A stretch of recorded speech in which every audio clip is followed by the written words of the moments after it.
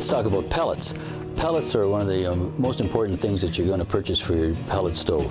Doesn't matter whose brand of pellet stove it is, if you burn a poor quality pellet, you're going to get a poor quality operating pellet stove. You're going to get a dirty stove.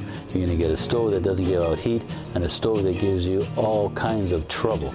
So although you may see some pellets that are less expensive, but if the pellet is not a good pellet, you're going to pay it in the other end, and your cleaning, the maintenance, wear and tear on the stoves, poor heat, and you're going to use more fuel to get the same heat. So let's go over what you should look for in a pellet.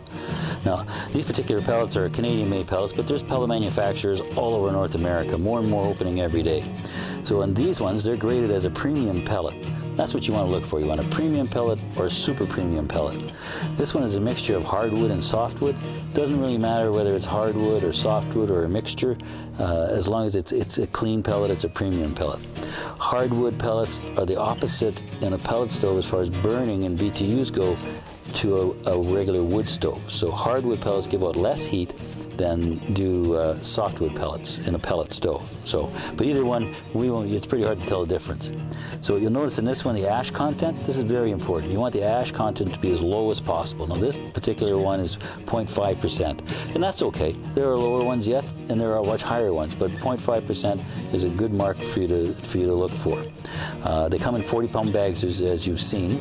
And the moisture content, this is another thing that's very important, and this one is 5 to 8%, and you can get them as low as 3%, and you can get them higher than the 8%. I don't ever recommend any higher than that 5 to 8%, the lower the better. What happens with a pellet when it's trying to burn, if it has a lot of moisture in it, you're going to lose the BTU heat out of it as it tries to evaporate the water, and that's going to cause problems in your stove as well. Now pellets are made from compressed sawdust. Compressed sawdust is clean sawdust from a flooring mill or a truss plant or somewhere where it's a clean wood, and it's been compressed through thousands of pounds of pressure, and it comes out into little 1/4-inch pellets in our case that fit through our augers quite nicely. And they're clean, they're efficient, there's no bark in it and that kind of thing, so that you get a nice clean burn. Now, storing your pellets is as important as purchasing your pellets.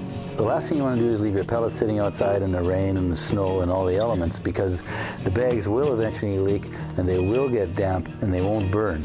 And they can even swell up. So I don't want to make it difficult, but I just want you, they should be covered at all times with a good plastic, or better yet, if you have a garage, or store them in the basement or something like that. Now these have been bought in skids, so most pellets do come in a skid, and by a skid it means they have a ton of pellets on it, or 50 to 55 bags depending on the manufacturer.